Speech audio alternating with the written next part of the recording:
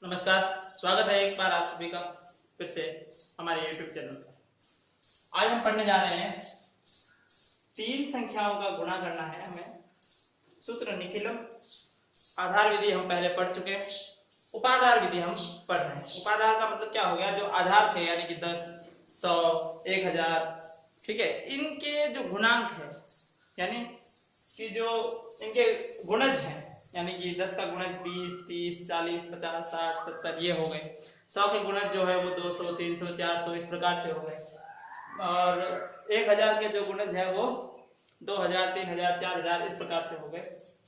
तो यदि संख्याएं जो संख्याएं हमें गुणा करनी है वो संख्याएं आधार के नजदीकी न होकर के उपाधार के नजदीक हो तो हम उपाधार विधि का प्रयोग करते हैं। हम दो संख्याओं का गुणा भी उपाधार विधि से पिछले वीडियोस में पढ़ चुके हैं। अब हम पढ़ रहे हैं तीन संख्याओं का गुणा उपाधार विधि से। तो देखिए उदाहरण ले लेते हैं हम, ताकि आपको आसानी से समझ में आएगा। समझ लीजिए, पहले हम एक छोटा उदाहरण ले लेते हैं। जैसे कि मुझे 22 का गुणा 24 गुणा 23 इस प्रकार की संख्याओं का मुझे गुणा करना है। तो अब ये संख्या 10 के नजदीक किसी भी मैं इनको कर सकता हूँ, लेकिन उनके लिए फिर क्या होगा, विचलन जो होंगे वो काफी बड़े आ जाएंगे, 12, 14 और 13 आ जाएगा। इसलिए क्या करूंगा, मैं इनको 20 के नजदीकी मान करके हम इसको हल करने की कोशिश करेंगे। तो क्या है इसकी विधि कि यहां हम देखते हैं कि आधार तो अभी भी हमारा कौन रहेगा, 10 रहेगा, लेकिन जो उपाधार है वो आधार का एक गुणज है, जो कि जब इसको हम 2 से गुणा कर रहे हैं यानी कि तब हमें प्राप्त हो रहा है, यानी कि 20 हो गया। जिस अंक से हम आधार को गुणा करते हैं ताकि हमें उपाधार प्राप्त हो, इस अंक को हम उपाधार अंक भी कहते हैं। इंग्लिश में हम अगर बात करें तो आधार को हम बेस कहते हैं, उपाधार को हम सब बेस कहेंगे। ठीक है, तो ये सब बेस मेथड हो गया, पाई सूत्र निखिलम। और यहाँ पर जो होगा ये उपाधार अंक हो जाएगा। उपाधार अंक वो होगा कौन, जिसको आधार से गुणा करने पर हमें उपाधार प्राप्त हो रहा है, यानी कि 2। इंग्लिश में हम कहेंगे सब बेस डिजिट, सब बेस डिजिट। ठीक है, तो इस प्रकार से हमें ये प्राप्त हो जाता है। बाकी विचलन के लिए हम जानते हैं, यानी कि डेविएशन जो आपका है उसके लिए हम जानते हैं कि हम संख्या में से आधार घटाते हैं यदि हम आधार विधि का प्रयोग कर रहे हैं, और उपाधार घटाते हैं यदि हम उपाधार विधि का प्रयोग कर रहे हैं, यानी नंबर माइनस सब बेस। अब हम इस प्रश्न को हल करते हैं। क्या करेंगे हम, 22, 24 और 23 इन तीनों को इस प्रकार से लिख लेंगे एक दूसरे के ऊपर, और फिर इनके सामने इनके विचलन यानी कि डेविएशन लिखे जाएंगे। वो हमें यह बताता है कि यह संख्या उपाधार से कितनी अधिक है या कम है। यदि हम आधार विधि का प्रयोग कर रहे हैं तो आधार से कितनी अधिक है या कम है। अधिक होगी तो धनात्मक संख्या यानी कि पॉजिटिव नंबर हमें मिलेगा, यदि कम होगा तो ऋणात्मक संख्या यानी कि नेगेटिव नंबर हमें मिलेगा। तो 22 जो है वो 20 उपाधार 20 से तो अधिक है, इसका मतलब +2। यहाँ उपाधार में विचलन में अंकों की संख्या उतनी ही होगी जितने की आधार में 0 है। यदि यहाँ 100 होता और यहाँ संख्या 98 होती यानी 98 होती तो हम +02 लिखते, क्योंकि वहाँ आधा विचलन के अंदर अंकों की संख्या हम उतनी ही रखेंगे जितने के आधार में 0 हो, 0 हो। ठीक है, इस प्रकार से ये क्या हो जाएगा, +4 और ये होगा आपका +3। ठीक है, अब हमने आधार विधि से तीन अंकों का गुणा, तीन संख्या को गुणा किया था, वही विधि वही उसी प्रकार से वही क्रम रहेगा। बस थोड़ा सा परिवर्तन क्या होगा, सबसे पहले वाले में हम इन तीनों का गुणा कर रहे थे, अब भी करेंगे। 2 का गुणा 4 से होगा, 4 का गुणा 3 से होगा, इस प्रकार से ये हो जाएगा। इस खंड के अंदर यानी कि मध्य खंड के अंदर हम क्या करेंगे, इनके 2-2 के जोड़े बना करके करते थे, यानी 2 का गुणा 4 से होगा प्लस 4 का गुणा 3 से होगा प्लस 3 का गुणा 2 से होगा।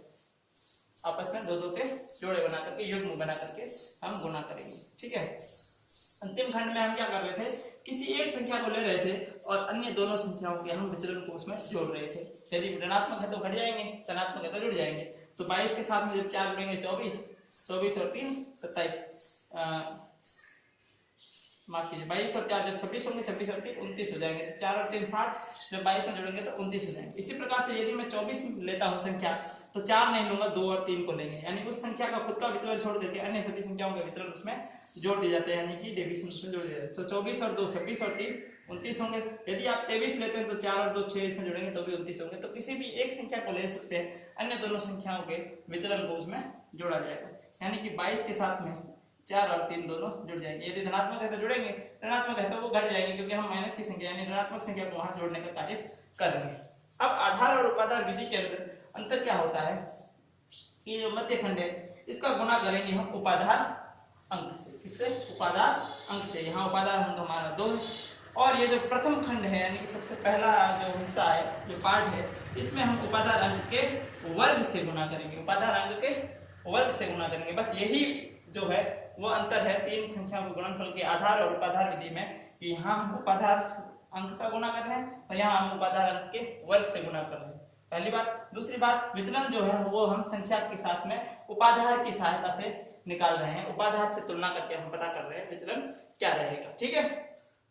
अब जब हम इसको हल करेंगे, देखिए 4 × 12 दूने 24 हो गई है मध्य प्रथम खंड के अंदर। ये देखिए 3 दूनी 6, 4 × 12 और 4 दूने 8 हो गए। ठीक है, तो 8 और 12 20, 20 और 6 हो गए आपके 26। 26 का जब हम 2 गुना करेंगे तो हमें मिलेगा 52। ठीक है। इसी प्रकार से जब हम इसको कर रहे हैं तो देखिए 4 और 3 7, 7 और 22 जब होंगे तो 29 हो जाएगा। 29 का 4 से गुणा, क्योंकि 2 का वर्ग 4 होता है। तो देखिए 20 × 4 80 हो गए और 9 दूनी 18 यानी कि ठीक है। ये आपको हमें प्राप्त ये हमें संख्या प्राप्त हो गई है जब हम 29 से गुणा करें। सॉरी माफ कीजिए, 9 तक 36 होते हैं। 36 को जब मैं 80 में जोड़ूंगा तो 20 जुड़ जाएंगे 100, और जब अगले 16 जुड़ेंगे तो 116 होंगे। ठीक है। इस प्रकार से हमने इसका गुणा कर दिया 29 × 4। आप एक एक पद भी लिख सकते हैं, जैसे कि आपने मध्य वाला को गुणा किया, 2 का बाद में गुणा किया, यहाँ आप लिख सकते हैं। एक स्टेप और एक्स्ट्रा हो जाएगा आपका, कोई फर्क नहीं पड़ता उससे। ठीक है।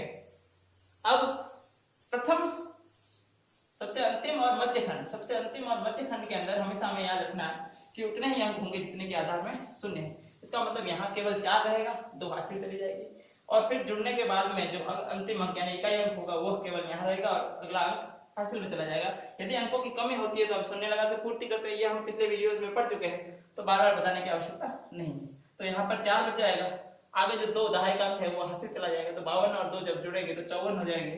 4 यहाँ फिर रह गया, फिर 5 आगे चले जाएंगे, 116 में जब 5 जुड़ेंगे तो 121 आपका उत्तर हो जाएगा। तो इस प्रकार से हमें प्राप्त हो रहा है उत्तर, जब हम किसका गुणा कर रहे हैं, तीन संख्या को गुणा कर रहे हैं उपाधार विधि से, जब वह आधार के पास न होकर के संख्या उपाधार के नजदीक ही हो। कि कार्य विधि हम देख लेते हैं कि कार्य विधि में हमने क्या किया है। देखिए यदि मुझे संख्या 1, संख्या 2 और संख्या 3 का गुणा करना है तो उसके सामने हम विचलन 1, विचलन 2 और विचलन 3 को लिखते हैं। ठीक है। यदि मैं बात करूँ इंग्लिश में तो हम नंबर 1, नंबर 2 और नंबर 3 की बात करते हैं, और डेविएशन जो होगा फर्स्ट, डेविएशन सेकंड और यहाँ डेविएशन थर्ड हो जाएगा। ठीक है। जब हम प्रथम खंड की बात कर रहे हैं यानी अंतिम से, ठीक है, दाहिनी ओर से, राइट साइड से, तो हम यहाँ विचलन 1 गुना विचलन 2 गुना विचलन 3 कर रहे हैं। ठीक है। इन तीनों विचलन का हम आपस में गुणा कर रहे हैं, तो इंग्लिश में कहेंगे तो d1 × d2 × d3 हो जाएगा। ठीक है। मध्य खंड में हम क्या करेंगे, इन तीनों ही विचलन का 2-2 के जोड़े से यानी युग्म से हम गुणा करेंगे, पेयरिंग करेंगे, यानी कि विचलन 1 का गुना होगा विचलन 2 से। ठीक है। इसके बाद में विचलन जुड़ जाएगा, ये इसमें अगले में विचलन 2 का गुना होगा विचलन 3 से, और प्लस विचलन 3 का गुना होगा विचलन 1 से, और इन सभी का जो भी हमें उत्तर प्राप्त होगा उस पूरे को हम गुणा कर देंगे उपाधार अंक से, उपाधार अंक से। तो उपाधार अंक से हम इसका गुणा कर देंगे जो भी हमें फल प्राप्त हो रहा है। और अंतिम खंड में हम क्या कर रहे थे, यदि हम संख्या पहली ले रहे हैं तो विचलन 2 और 3 लेंगे, यदि संख्या हम दूसरी ले रहे हैं तो विचलन 1 और 3 लिया जाएगा, यदि संख्या हम तीसरी ले रहे हैं तो विचलन 1 और 2 लिया जाएगा। तो इस प्रकार संख्या 1 के साथ में जो है वो विचलन 2 और विचलन 3 को जोड़ दिया गया, और जो उत्तर प्राप्त होगा उसका हम उपाधार अंक से के वर्ग से गुणा कर देते, तो ये ऐसी कार्य विधि होगी। इंग्लिश में भी हम लिख सकते हैं, यहाँ क्या हो जाएगा SBD यानी कि सब बेस डिजिट का स्क्वायर हो जाएगा multiplied by number 1 and plus deviation number 2 plus deviation number 3, यहाँ क्या होगा सब base digit whole multiplied by d1 × d2 plus d2 × d3 plus d3 × d1, और एट लास्ट सबसे लास्ट वाला जो पार्ट होगा आपका, ठीक है, इसमें हम तीनों डेविएशन को मल्टीप्लाई कर लेंगे यानी d1 × d2 × D3। तो इस प्रकार से हम उपाधार विधि का प्रयोग करते हैं किन्हीं भी तीन संख्याओं का गुणनफल करने के लिए। यदि ऋणात्मक संख्या हमें प्राप्त हो जाती है यहाँ या यहाँ पर, तो हमने पिछले वीडियो में देखा है कि किस प्रकार हम उन्हें धनात्मक में परिवर्तित करते हैं। हम उससे पहले वाले खंड से उधार लेते हैं कुछ अंक को, और वह यहाँ से गया हुआ एक अंक इस खंड में आधार के बराबर उसका मान रहता है, यानी यहाँ से एक जो उधर जाएगा वो 10 के बराबर होगा, यहाँ से यदि 2 जाएंगे तो उधर 20 के बराबर होंगे। इस प्रकार से हम उनको करते हैं। ठीक है, तो ये पहले हम इसे पूरा हल करेंगे, हल करने के बाद उधार देना या लेना हासिल कार्य किया जाएगा। ये हम पिछले वीडियो में भी पढ़ चुके हैं। अब इसे अगले वीडियो के अंदर हम देखेंगे कि इसी विधि का प्रयोग करते हुए यदि ये तीनों संख्या समान हो जाए, यानी 22 22 22 होती, तो इसका मतलब 22 का क्या हो जाता, घन हो जाता, यानी कि क्यूब हो जाता। तो उपाधार विधि से सूत्र निखिलम के द्वारा किसी संख्या का घन किस प्रकार ज्ञात किया जाता है, यह हम अगले वीडियो में पढ़ेंगे। तब तक बने रहिए मेरे साथ। जय हिंद।